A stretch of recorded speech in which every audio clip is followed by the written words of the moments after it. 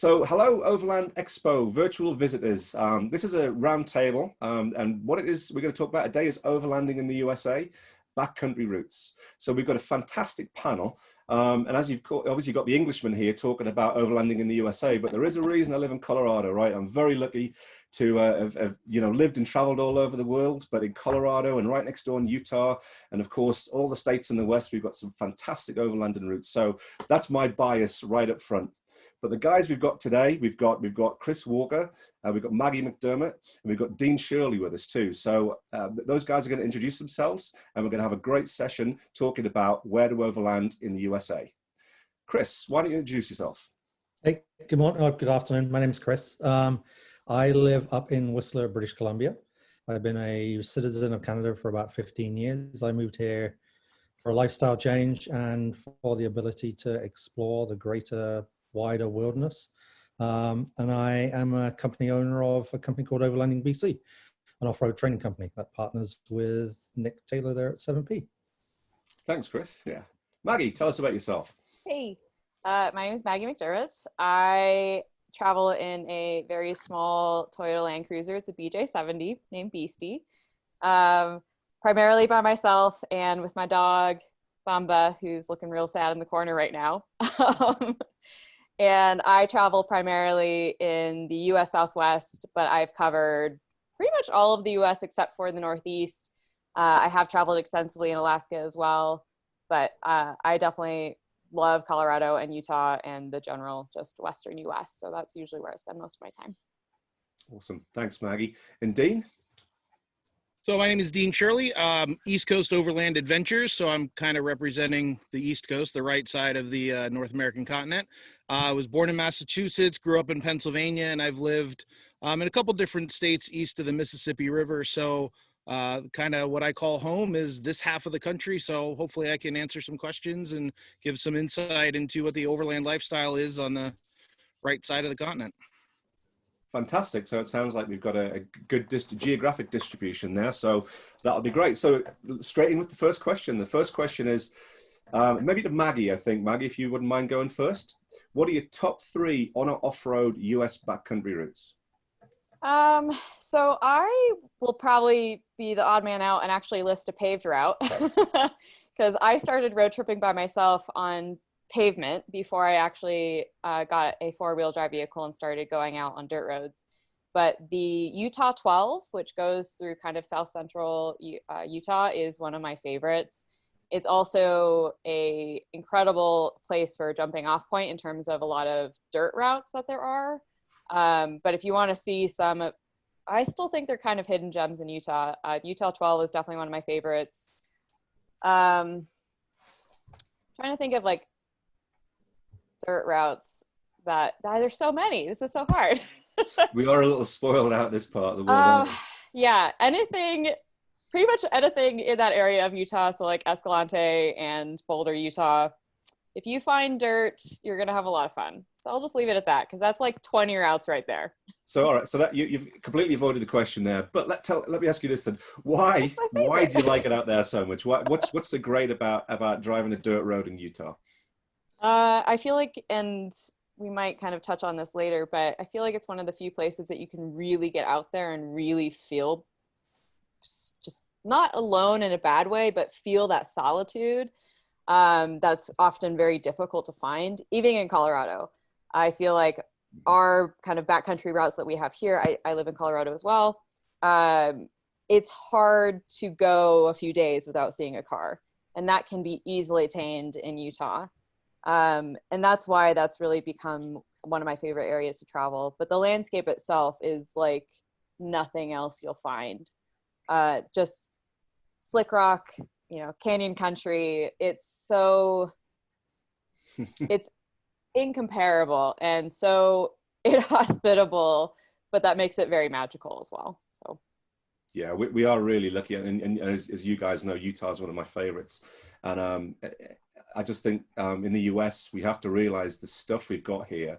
Overlanding in the US arrived a little late. I think the Australians and the South Africans and the Europeans kind of got there first.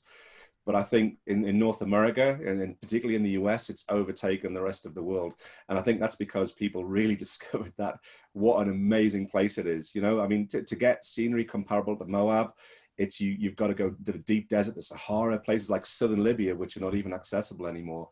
And we've got it right on our doorstep in Utah. Yeah. But I feel the need to say, it's actually really rubbish out there. Please don't go. You won't enjoy it at all. Thank you, Maggie. I'm with you. You know, I love that part of the world. It's close to my heart. So thanks there. I think that's a great answer. So maybe Dean, I mean, you come from a bit of a different perspective. You're all the way over there on the East Coast.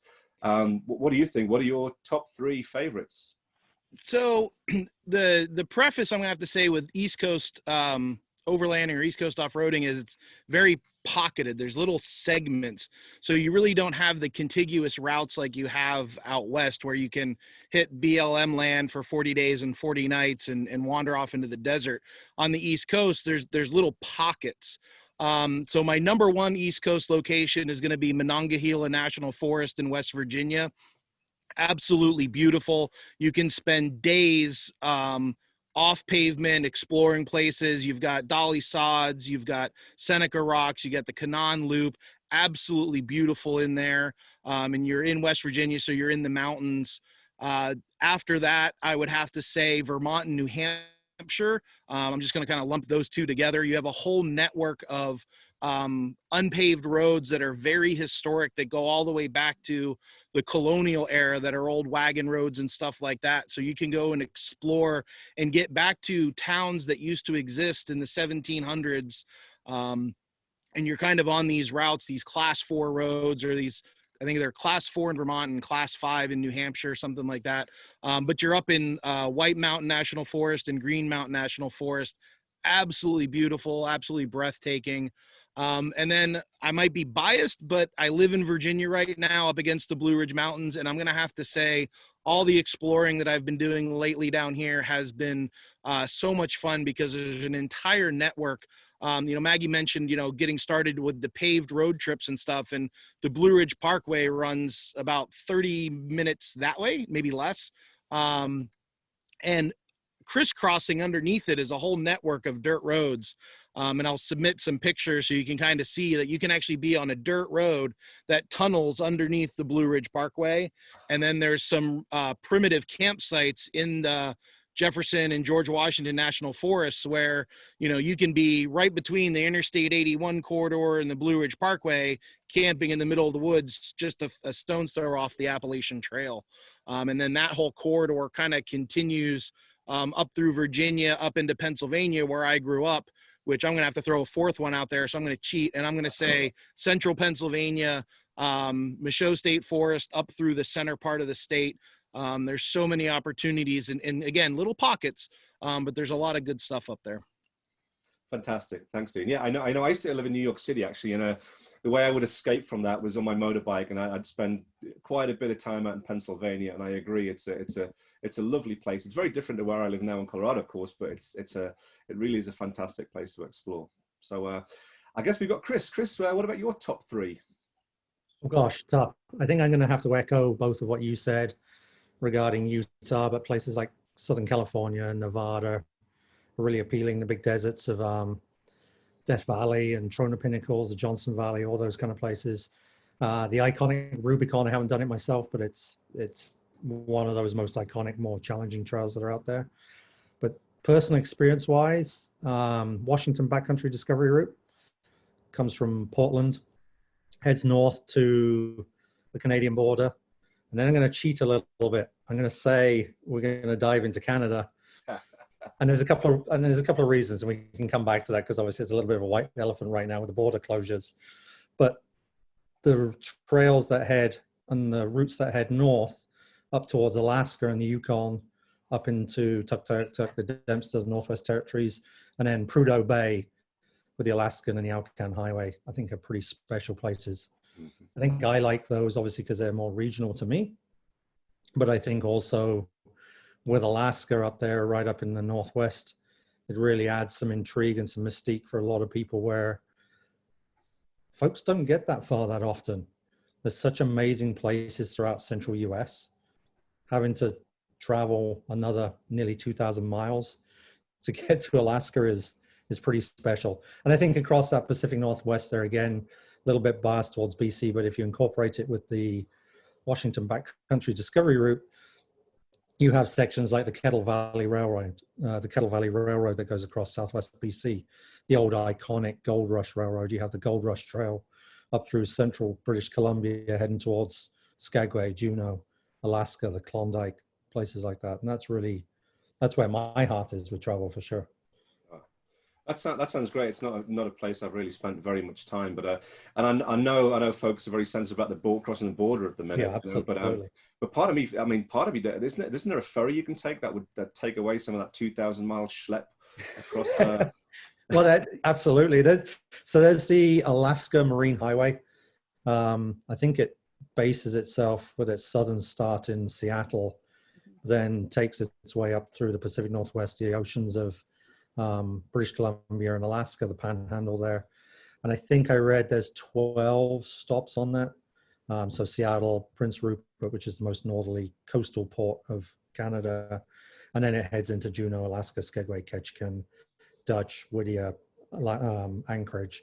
So there's lots and lots of options. And I think a lot of folks who have traveled up through the Washington backcountry discovery route, up through the Alaskan Highway, up into the Yukon and across the top of the World Highway into Alaska, will then take that ferry route south. And obviously with the border closure right now, and Alaska being such a big, wide open wilderness, I think that ferry option is a really tangible and really accessible option. Plus, honestly, I've not been on the Alaskan ferry, but I've been on the ferries and the boats that go up the West Coast there.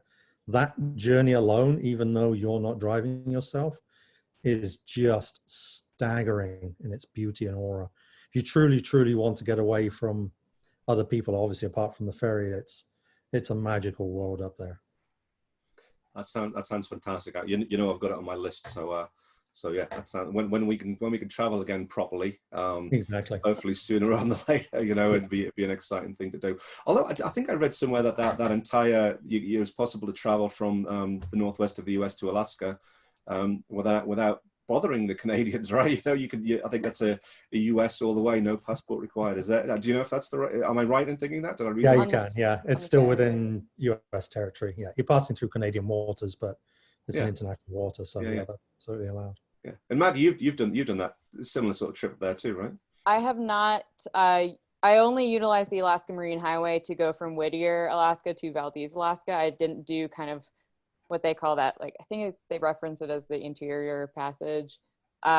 It's definitely on my list because it goes to all those small communities that there are no roads that actually get to them. But I did drive up the Stewart-Cassiar Highway through BC to connect to the Alcan, and then did all of Alaska, and then did this section, what Chris was talking about with the Dempster and the Dalton highways, and I did those. And then most of the dirt tracks you can do in the Yukon, I did that as well. But obviously we're limited on that right now in terms of crossing over to Canada. So for future planning.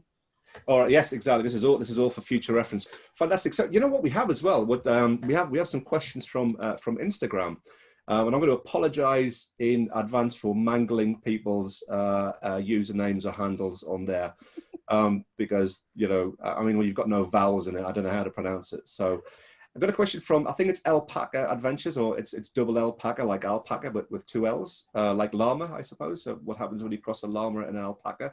Sounds like a joke I should have Googled before we started, or perhaps not. Anyway, so Alpaca Adventures wants to know, what is the best states with the most public land to explore? Maggie. The West. You can look on a map. What usually most public lands are administered by the BLM, or the Bureau of Land Management. Obviously, national forest is a different land management within the federal government. But if you look up a map of BLM land, Utah, Colorado, Idaho, Montana, California, Nevada, Arizona, all of those places have the most public land. So I've already kind of talked about my love of Utah, but I'll just, you know, my go-to is always Utah. And part of that is because it has some of the largest swaths of public land that you can kind of really get out there, go disperse camping, obviously practicing proper tread lightly principles, that sort of thing. But Nevada is a place that's actually been on my list, Dean with the Atlas. Nevada's been on my list to definitely explore more. It doesn't necessarily have the same sort of like canyon country or, you know, red rock that you hear all about when it comes to Utah, but that is really out there. And the Basin and Range District is just incredible. And that's something that's on my list. And I think Nevada has the most percentage per, like, you know, for its state size in the US. So the majority of Nevada is public land. So if you really want to go to the state that has the most public land, Nevada. Is that more than Alaska, Maggie? Ooh, lower 48. Sorry. It might be in terms of, you know, sort of relative area, right? I mean, because, well, you know, I know Nevada is quite big, especially if you're walking across it, but it's not quite as big as Alaska. So maybe in terms of percentage of area that it may have more public lands. But you're right, Chris. Alaska must be a huge percentage of public lands. I think Alaska has the largest percentage of public lands. Yeah. But there's very, very little infrastructure and ability to travel. It's a fairly narrowed corridor with logging and resource roads that are the accessibility. Other than that, it's pretty much literally a cross of roads in Alaska, and that's all there is. Just down a lot of mosquitoes, I hear. Yeah. keeps it quiet up here. It's great. and I feel with this question, I feel a bit bad for Dean, because I you know, living on the East Coast myself, I know it's a little tricky, but you know, what you were just talking about a few minutes ago sounds like you've kind of used your imagination and found some good places. So what is it like back east, Dean? Yeah, so on the East Coast, it's more fragmented. So you have like kind of pockets of public land. So you have like Allegheny National Forest in Pennsylvania, Monongahela National Forest in West Virginia, Jefferson and George Washington National Forests in Virginia in the southwest corner of West Virginia. And then you have like Uwharrie, Pisgah in North Carolina. And then, you know, so you've got little pockets of it. And part of the fun, part of the challenge for somebody like me is, you know, trying to link together. So this is the first book I did, where I started in Maine, drove all the way to Florida. I did it in 28 days, and it was just kind of like hop, skipping, and jumping my way between all of these different places. And in some of them, you can spend days just within that pocket. So if you were to go to West Virginia into Monongahela National Forest, you could spend a week in there and probably never see civilization. You're just kind of confined to a little bit of a smaller area. But what's been fun is kind of, as you meander through that, you kind of find little gaps of, you know, back roads where you have small towns, you're avoiding the cities and stuff like that. And so my mantra is I may not always be able to take a dirt road, but I can always take a back road. And I think that's kind of the mentality to be in when you're exploring the East Coast. And once you start kind of figuring out that puzzle, there's a lot of pockets. And that's one of the things I'll be talking about in my navigation resources video during this virtual expo, is kind of some of those resources. And I might tease a few others. I held up my Utah Gazetteer because I've been to Utah and I love it. And I have to agree with everything that's been said about Utah so far and stuff like that. So even though I've grown up on the East Coast, I have traveled out west. I've actually done 2 trips out west. This is actually Utah in the Book Cliffs, just north of Moab. And this is down in Arizona in Tonto National Forest. So I've done a couple trips and been some places. So it's kind of fun, just kind of, again, that comparison between East Coast and West Coast. There's a lot more state land on the East Coast too. So like in Pennsylvania, what a lot of people don't realize is the model for federal land management for national parks, national forests is actually modeled after the Pennsylvania system. And there are buku state forests all throughout Pennsylvania because it's Penn's Woods. That's what it means. So really kind of in that center section and across the top of PA, once you kind of get rid of Pittsburgh and Philly on either side, it's all forest land. It's all logging, timbering, and all that kind of stuff. Now it's not federal, BLM land like you have out west, but it's state land, and there's still a lot of unimproved, unpaved logging roads and those sorts of things. There's a few historic Jeep trails that are still around, and what it tends to be is kind of the forests, and the public land is usually on the mountains, and then the towns and stuff are down in the valley. So when you do like a north to south route, like for instance, the Mid-Atlantic Backcountry Discovery Route goes right through the center part of Pennsylvania, and it just kind of goes over the mountains. And so you're on unpaved roads, up the mountain and down the mountain. You get to the valley, you're on pavement, and then you move into the next state forest, and you go up and over again. And sometimes you can kind of zigzag along the ridges and stuff. And it's just kind of having measured expectations, like you're not going to air down once for 2 weeks and never see pavement again. It's probably like, like today when I was out exploring, it was like pavement for 15 minutes, and then unpavement for an hour, and then pavement for 15 minutes, no pavement for an hour. So just kind of having that expectation.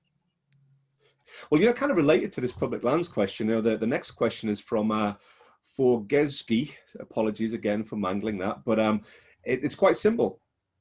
Where do I camp? And maybe again, Dean, you could just continue and help out with that, and then maybe we'll move a bit west after that. Yeah.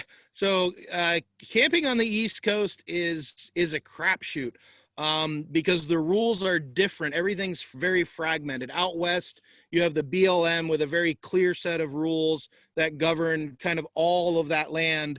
Whereas on the East Coast, how one state manages their state forest is going to be different than another state. And even within a state, for instance, my home state of Pennsylvania, you could have two neighboring state forests that have two very completely different philosophies on something like primitive camping. So for instance, Michaud State Forest in South Central PA, it's a stone's throw from Baltimore, DC, Philly, that sort of thing. There are 25 primitive campsites that we as overland travelers could camp at. No facilities, you're in the middle of the woods, but it's by permit. It's a free permit, but it's by permit, so you RSVP. But if you drive a half an hour north into Tuscarora State Forest, there's probably 100 primitive campsites that are first come, first served, no permit. So even within one state, it varies. And then you come down here into Virginia, and there really aren't primitive campsites in the state forests. But when you go into George Washington or Jefferson National Forest, there's primitive campsites that you can camp at that are first come, first serve, limited to 21 days, kind of the same rules you see out west. But a lot of time on the East Coast, what you're going to find is you're going to have to do a little bit of state park camping or national park camping in a designated campground. And usually what I do, and what I did on my big East Coast trip, is during the week is when I would stay at campgrounds because there wouldn't be that many people. And then on the weekends, I would be primitive away from the campgrounds because those would be crowded. Yeah. And you just got to kind of sort of think that through and get creative sometimes with how you're planning. And a lot of that is sometimes you just have to stop at the ranger station and be like, hey, where can I camp? What are the rules? Getting maps and stuff like that. So I have the state forest maps here for Jefferson. And inside this, it tells you some of the rules. Same thing for, Monongahela National Forest in West Virginia. It gives you, a lot of what the facilities are and that sort of stuff. And then your maps, sorry, you got me started on my map collection here. Yeah. Let's see, Pine Creek. Purple Lizard maps, I was talking about Michaud. These kinds of maps actually have all of those primitive campsites numbered. So you can actually look and see what road you're on and where those campsites are. And then when you contact the ranger station, figure out what those rules are. So a lot of it is just kind of looking at the maps. And then if you have to, stop at the ranger station and ask. Yeah, that's a great point. I've sometimes found that people might be a bit reluctant to talk with the rangers, but in my experience, they've always been incredibly helpful. They love what they do. They get to live or stay in a fantastic part of the world, and they really do want to help. So I think that's really good advice. Ask a ranger, and they might even let you into some secret places that are not too well known about. 100%. Yeah, Maggie, what do you think? Where can you camp? So we obviously just covered the East Coast. So everybody thinks that the entirety of the West is dispersed camping. I do want to say that is not necessarily true. Even some BLM land dispersed camping or wild camping, there's a lot of different names for it. Primitive camping, that's not necessarily allowed everywhere. Again, you need to know this information before you go to these places. Sometimes it's signed that it says no camping, sometimes it's not. Part of that has to do with, like, it could be an ecologically sensitive area. So even if it's administered by the BLM, you know, if there is a endangered species or a threatened species, you might not be able to camp there. Right. Know before you go. Dean already mentioned, you know, talking to a ranger. I am a big proponent of talking to rangers. You know, whether it's going to the local BLM office, whether it's national forest, or going to the close national park, because they're going to have resources for surrounding public lands. And this is especially true in Utah. Whether you're in Moab area, you know, you can go to Arches National Park. They can give you information for the surrounding area. Or a better example is Capitol Reef National Park, which is more central Utah, but they can give you a lot of more information regarding the surrounding public lands. So again, not every place that you want to camp, you can. But general rule of thumb also is, if it's been previously disturbed, like it's very clear that it's been used as a camping spot, okay, that's like a good camp spot. Obviously, that's dependent on whether you can legally camp there. But if you go out to an area where dispersed camping is allowed, don't just park your car where it hasn't been camped in, because we don't want to start to make it so that, you know, any semi-decent looking pullout becomes a camp spot, because we don't want to disturb the landscape that we're enjoying. But that's kind of basic rule of thumb. Make sure that it's been camped in before, so that way we lessen our footprint. Yeah, that's a great point. I know you, like me, living in this part of the world, we're seeing this year particularly, we've seen a lot of folks heading for the hills, quite literally, because it was nice to get out. But I've definitely seen more of an impact on the environment this year than I ever seen before, and it is a bit concerning. And you know, we've only got one, so not to go all hippie on people, but you know, it's we've got one place and we ought to look after it. So not making new campsites and not making not making a mess, please, as well, is really important. And I think you actually have another consideration as well, because you travel with your dog. So is there anything to think about camping with a dog?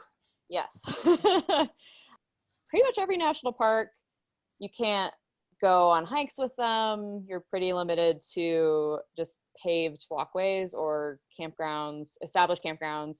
I will say, again, once Canada opens, Canadian national parks are actually a lot better for having dogs. They're more willing to have a lot more like on-leash hikes, that sort of stuff. But I also, depending on where we are, that will kind of dictate whether or not Bomba stays on a long lead just attached to my car when I'm making dinner, or, you know, if I hand walk her everywhere, even out in the backcountry, just knowing what sort of mammals are in that area or how she can disturb the area. Yeah. If I'm in a spot that has a lot of cryptobiotic crust, which is very specific and very delicate to the desert, I don't let her run around, because she can disturb that just like I can. So, you know, she's just like another human being, but can't tell me anything. So I have to think about the impact for both of us, because she's not going to make that decision. So. Cool. Smashing, thank you. Let's move on to the next question. I think maybe Chris, you've been sitting there very patiently. So here's a good question from Little Miss Wanda. Where is the best place to look to discover new routes? Ooh. That's a great question. I think there's a huge amount of resources. I think seminars or broadcasts like this is a really great way of visualizing and listening to stories and content from people. The places I think I use 3 potential sources. First one is Gaia GPS. Second one is All Trails. Third one is Mapbox. And I discovered another one recently. Let me see if I can find it here real quick. Trails Off Road, or trailsoffroad.com. And that's US based. And I think it's a subscription service that has a whole ton of different trails that are listed there for research. the principle that I look at, I try and watch what social media, watch expedition reports, watch written press, and I use those a little bit for inspiration. But my goal for travel, if I'm really wanting to recreate for myself, is to almost avoid those areas. So that starts to narrow down some search zones. And what I find with the likes of All Trails and Gaia GPS is they have a public trail feature within that mapping system. So if you subscribe to an account, you can turn that public trail mapping feature on, and suddenly, poof, there is thousands upon thousands of kilometers of trails that start to lead you into some deeper research and inspiration. And they're left by people recording their journeys, and then that gets published to the cloud, which is open to everyone on that public trail system. The next stage that I might look at, just to kind of clarify on how I go through that process, is those public trails. That could be anything from kayaking, stand-up paddleboarding, hiking, snowmobiling, the whole plethora of outdoor recreation. But if you start to zoom in on some of those trails that are left, you'll start to see some telltale signals that might give you an idea of whether that trail is suitable for a vehicle, two-wheel, four-wheel vehicle. And part of that is elevation change and speed and time, especially the speed factor, when it leaves you a graph of how fast that trail is being left on the mapping system. That'll allow you to go, you know what, that's potentially motorized, and how can I look into that further? And that's really the nutshell of how I start my research. I then look for other things. One of my big passions is gold rush history up in the Pacific Northwest, the Klondike, the Fraser, the Caribou Gold Rush, that kind of stuff. So if I like to make a journey, or I like to go on an adventure, I'd like to do it for a reason, and to have some kind of history or culture or background that drives that experience or that expedition, and that narrows my search field down again. Ah, that's a nice way of doing it, or having a bit of a purpose. Although if you look in the Wikipedia entry for overlanding, it is defined as a almost like a journey for the point of the journey. But like you, I find it quite interesting when you've got something interesting exploring. Of course, out west here, we've got some history, and you know, back east too. There's a lot of history out there too. And I guess that leads us kind of to a. Oh, did you have something to say? Can I add to that question as well? Because Chris mentioned a lot of really great web-based and like digital-based resources, but I want to highlight how just getting literal guidebooks for the area that you want to go through are great resources. Like that entire shelf, backwards on camera, that's all just guidebooks. So if I am thinking, okay, I want to go to Nevada, you know, I'll either hop online, do some research to find a physical guidebook, or as I'm traveling through similar areas, oftentimes if you go to a national park visitor center, they'll have a lot of guidebooks, not just for the area that national park is in, but other area. Yep. And that's actually how I found some of my most favorite guidebooks. And if I'm in California, and I see a book on Colorado that sounds interesting, I will pick it up. But oftentimes I feel like there's so many routes that are highlighted in guidebooks that aren't talked about, and people just don't do them. So that's also just a great resource to have as well, is that actual physical paper book. And I found some really old books too that have some really great routes. Obviously I have to double check if, you know, that route's even open anymore, but that's been a fun one to find, like old, you know, historical Jeep routes. The book was published in the 60s to see what was in that book. Yeah. Different. But I just wanted to hop on that because not everything's digital. I make a good question. Go ahead, Chris. I think when you're preparing to make an adventure or a journey, I think it's worthwhile deciding whether you want that journey to be a research route using books, using digital media, using online maps, whatever it might be, or using those as just this tipping point, just to point you in the right direction. For me, I don't like to do too much research. I just want to know my goal and where I want to go, because for me, the adventure is the journey and discovering where I'm going and making choices on the trail. It's very similar, but there is definitely a slight difference in the method between the two. So I think between Maggie and paper books, paper maps, myself using digital, you make that decision on how you want to run that journey. And I know Maggie has done thousands upon thousands upon thousands of solo kilometers, and I'm sure, Maggie, correct me if I'm wrong, a lot of that you've done by research, but a lot of it has been done by following your nose and just experiencing and making decisions there and then on the road. Most of my Alaska trip was, I'm going to Alaska. That's and it, then right? I went. Yeah, that's a great way. But I think we've got to get Dean in on this conversation. I'm getting the feeling that Dean's a bit of a map geek. But you know what I'm going to do? We're going to mash up that question with another good one I think is quite relevant here. And this is from Daniel S. Hull. Are there map markers available to determine trail harshness before arriving? So that's kind of a perfect segue. Yeah. So we'll talk about everybody's favorite state, Utah. So there's two maps that I recommend everybody get when they go to Moab, and it's the Moab Trails East and West maps. And what's nice is on the back of them, it's hard to see, maybe we can zoom in, but there's a big key reference there.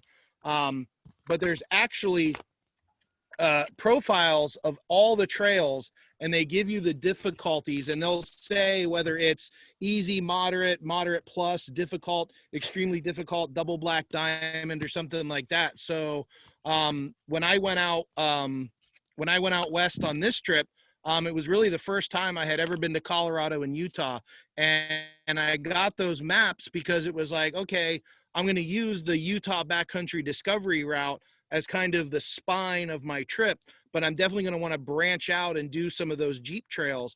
And one of the Jeep trails that was on my bucket list was Top of the World.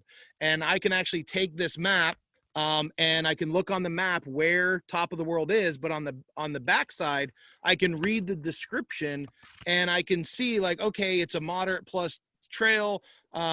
I drive a modest underbuilt Jeep, but I'm a really good driver, so I think I can do it. I'm going to give it a shot. Ironically, I ended up winching myself downhill, which is another story for another day. These types of maps will give you that. The guidebooks that Maggie referenced will do that. There's also an online resource called traildamage.com, which has a catalog of all the trails in Colorado and Utah. And you can search. So talking about Top of the World, you go to Utah, click on Top of the World, and it gives you a full rundown, gives you elevation profile. It gives you obstacles. You can download a GPX file, which has everything marked. So you can dig as deep as you want into it, or like Chris was saying, I like to kind of explore along the way. I just want a general idea. So I downloaded the route, but I deleted all the obstacles out of it because I wanted to kind of experience them for myself. And there's some of those same resources on the East Coast. So again, a fun place on the East Coast is Uwharrie National Forest. And there's kind of three iconic trails down there, Dickie Bell, Dutch John, and Daniel Trail. They call them the 3Ds. And it's kind of more of an off-road, more technical rock crawl type thing. But a lot of the overland guys on the East Coast like to go to places like that to kind of push the limit. And again, those resources are going to be in the maps that the Forest Service provides. There's also plenty of websites dedicated to those areas where you can read about those difficulties and kind of know like, okay, my vehicle is stock. All right, maybe I don't want to do something like Top of the World or Daniel Trail. Or I have a modified vehicle with lockers, skid plates. Yeah, we're going to hit Dickie Bell and check that one off the bucket list. So a lot of it, again, is just kind of doing that research. I did a trail first week of August. Wasn't terribly hard. I was back there last week. It got a lot harder. Sure. So trails can change even within, a month and a half span. And that can be just from wear and tear. That can be from weather. We had a snowstorm in September, but try to talk to locals to get a better feel of kind of what those trails are so you won't necessarily get yourself into a problem situation. There's definitely something as well about having a paper map, isn't there? I know we live in a high-tech world these days and we've got all the gadgets. You've got $1,000 GPSs and iPads and other tablets are available apparently. But, having a paper map and just having that big, great battery life, great resolution display, Cool. That's great. I think, you know, I'm just got my eye on the time. I know we're getting a bit tight. So there's a couple of questions that I'm going to throw. I think maybe this is one for Maggie. And this is from T. Weston Kendall or Tweston Kendall, again, not sure how you pronounce that. Is there a good route for getting to alpine lakes? I'm not sure if that's a place or a geological feature, or just lakes that are in the alpine environment. What do you think, Maggie? Chris says go to Canada. I'm going to say. No, I meant up in elevation. Oh. Yeah, so obviously, if you're talking about anything alpine, that's going to be a higher elevation. In the US, that means Colorado or the Sierra Nevadas in California, Nevada. That doesn't mean that those lakes are going to be, and I'm assuming alpine lakes as of general lakes in the alpine. That doesn't necessarily mean that all these alpine lakes that you see on the map are going to be accessible via 4x4. A lot of alpine areas are very sensitive. Alpine tundra is one of the most sensitive ecological areas you can go into. So access via not just your feet it's very limiting. We have some great trails in Colorado, in the Southwest, around Telluride and Ouray, how do you say that? Still don't know. This is a great resource for that area. Glare. My book is actually kind of old. It's been updated since then, but the trails that are in there will tell you which ones go to lakes. Again, not every single lake is going to be accessible via 4x4. I know there's not a lot of tundra, like alpine tundra, that's accessible via 4x4s in the Sierra Nevadas. That's a little bit more limiting because a lot of that is national park land, not national forest and not BLM. So southwest Colorado, that's kind of your best bet. San Juan Mountains. It's an amazing, amazing area. But again, it's sensitive. So know where you can go and know where you shouldn't go. Yeah, these routes, particularly in that environment, it is, as you say, quite fragile. And it's not a case of, you know, hold my beer, watch this and drive wherever you like. There are well-defined trails up there, you know, at varying degrees of difficulty for getting up there. Some of those trails can be quite tough, particularly as I mentioned, this year has been busy. So cool. I know the trails are getting a bit beat up this year. But you get into that higher environment, there's definitely you definitely feel the fragility there. We are pushed for time, so one more sort of map type question, and then we're going to move on to the final question, which will go to everybody. But I think there's a question here from Oregon Preble, and how often are maps updated because they want to find great multi-day routes, but they're worries about road closures, which is kind of what you were talking about. So how do you stay up to date with that kind of stuff? And maybe Maggie, if you got something to do that, but I think Dean might have a good answer for that one too. Yeah, so with the map age, a lot of them will actually say, so like this URI map is dated 2011. So just kind of like look on to see what those dates are. But the digital one that I really like, we were talking about Gaia GPS, is there's a layer in Gaia called the MVUM, Motor Vehicle Use Maps. And these used to be paper maps, and they were like 20 years old. They were ancient. And they weren't updated. The gates had been moved or new gates had been put up. But now that it's digital, you can actually go into that layer. And what it is, it's an overlay that overlays whatever map base layer you want to use. So if you want to use, like, say, the U.S. Forest Service map and then put the motor vehicle use map layer on top of it, you get these little kind of like highlighted routes. And if you click on that route, you can actually bring up an information box, and it'll give you the date range for when that trail is open for different types of vehicles. And it even outlines four-wheel drive, ATV, snowmobile, bus, heavy truck, car. Sometimes it'll say not recommended. So if it's a high clearance four-wheel drive trail, it might say ATV, four-wheel drive, not recommended for buses, not recommended for larger trucks, vans, that sort of thing, not recommended for cars. Especially here on the East Coast, we have a lot of seasonal roads that are sometimes open for hunting season. So like right now, there's a trail not far from here that's a lot of fun. It's only open from August 1st to January 1st. That's it. I tried to go up there in July and I was met with a locked gate. And it's not necessarily just a closure thing. It's just that trail's only open for that season. It mitigates impact. And then there's other ones that are open during the summer that are now closed. And that MVUM layer in Gaia is like, I mean, it is a godsend to be able to click and look at when that's going to be open. And that digital resource tends to be updated a lot faster than the paper maps. And so you can kind of compare and contrast and go, oh, hey, there's a really cool route on here. And then when you look it up in Gaia, you're like, oh, well, it's only open from this week to this, that span. So again, you got to kind of like juggle, multiple resources. I love that you mentioned that. To me, the MVUMs are really important. They are sort of the definitive maps, aren't they? They show you all of the designated routes, and it's a fantastic way to kind of know what's open, what might be seasonally closed, and so even the online ones occasionally say if there's been, like we've had unfortunately this year, all these forest fires, they can update the digital version much faster than the paper, so we get that kind of news out there. So I would say, like, my go-to resource is whatever land management office is close to where I want to go. I'm, again, not somebody that really plans routes out. It's usually I go to an area, I usually have a guidebook with me, and then as I'm there, I'll piece something together. Yeah. So maybe Chris is a better person in terms of like pre-planning a route and knowing where to look. So Chris, in the Pacific Northwest, it's a wonderful place to visit, but forestry is a big industry there.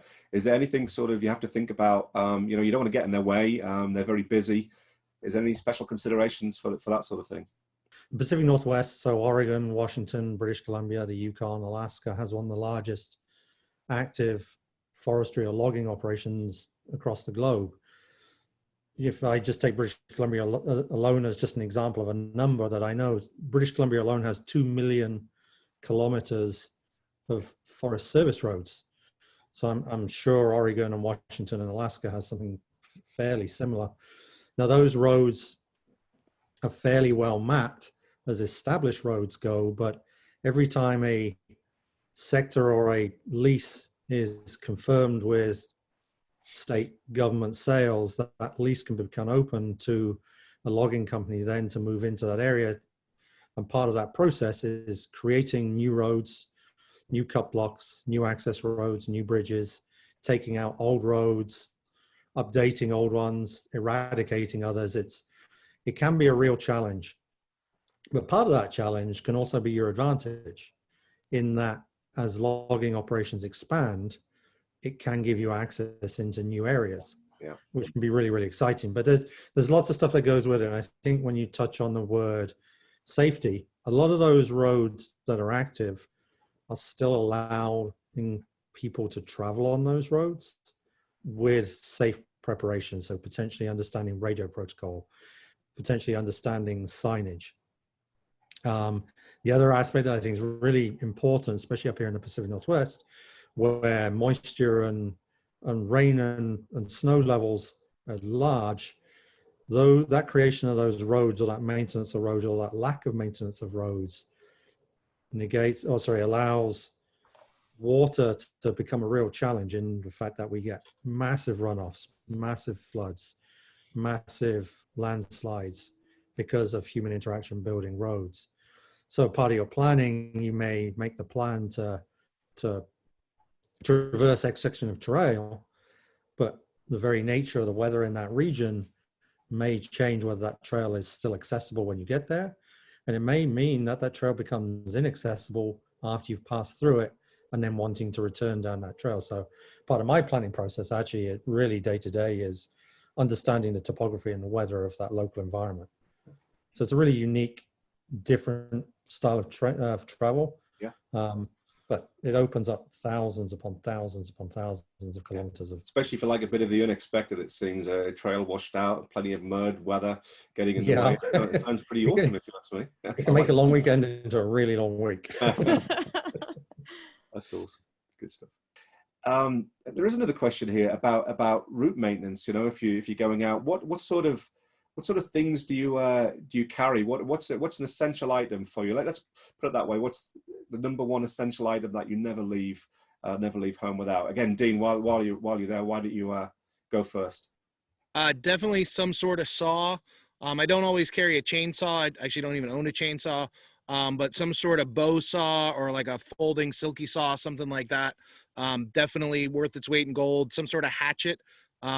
Because a lot of times if I can't cut through it all, I usually cut halfway through and then I get the winch out and I use the winch to kind of break it and move it the rest of the way. Excellent. So your favorite thing is actually three things. I'm not. You got a couple of bonus ones in there. I'm sure Chris has got his favorite top thing, three things combination as well. What do you think, Chris? No, I think I'm pretty much the same as Dean, and we live in the forest, so the ability to cut or move a tree that's fallen down from windfall or snowfall is really good. But shovel is probably my next best, honestly. Shovel, yeah. Not that you can't. Recovery item number one really for me is a shovel. So I like that. I like that answer. And Maggie, what about you? I spent a lot of time in the desert, so way more water than you think you need, because that's going to get you before anything else. So. Yeah. All right. So this really is the last question right now. Then, so Maggie, we'll stay with you. What's your top travel tip for overlanding in the United States? Don't over-engineer your trip. You can still, even in the more populated parts of the US, you can still have an adventure, and don't, get your guidebooks, be prepared. But I think it's fun to let a trip and just kind of become that journey that you want it to be. Use those local resources like ranger stations, like BLM offices, Forest Service, that sort of thing, or even talk to locals along the way.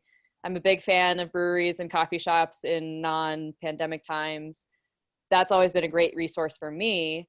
So utilize that and give yourself some leeway to plug in a different route that you hadn't necessarily planned for. So utilize those local resources. Dean kind of talked about this too. Don't discount state parks and state forests as well. I have found some of the most, hidden gems in state parks and state forests. Just because they don't have the word national in it doesn't mean they aren't as interesting or as, as unique. So those are kind of my big things in US travel. Good. Thank you. Chris, what do you think? What's your top travel tip? I think I echo exactly what Maggie said, but I think also sometimes less is more. We often, when we value our recreational time, we want to plan something big and long and adventurous and worthy. But from my experiences, when we do that, personally, almost overreach and overextend ourselves and put a lot of pressure on that end goal. Whereas I'm now finding that if I dream about that end goal, but pull it back by 75%, my achievement level is actually higher. My ultimate reward is probably higher. And invariably, a lot of the time, as you make these journeys, you find places along the way. And if you can be flexible to alter your plan, you can really, really enjoy what's right there in the moment, rather than going, I must get it to this location. And then ultimately, I think just two other nuggets on the side is be safe, make some preparation in good safety equipment, some water supplies, communication system, and then ultimately is if you need it, seek some advice and seek some training to set yourself up in a good way. Yeah, that's one thing that struck me. The first time I traveled around the US in the 90s, I was out west, and it was a phenomenal trip, but it struck me that the only people I really interacted with were American retirees or foreign tourists. Yeah. It was like anybody of working age just wasn't out there. It was like they were waiting for something. But if I might be bold and give a top travel tip, it's just to go out and do it now, because who knows what 2021 is going to look like. I mean, I guess maybe I shouldn't say now, but with little asterisks with certain conditions apply. But I think it's important not to wait when you overplan perhaps and think you're going to do this later. I would just recommend people get out and enjoy the beautiful countryside. So even if it's just a day journey, it's just as equally as valuable as a big long multi-day trip. Yeah.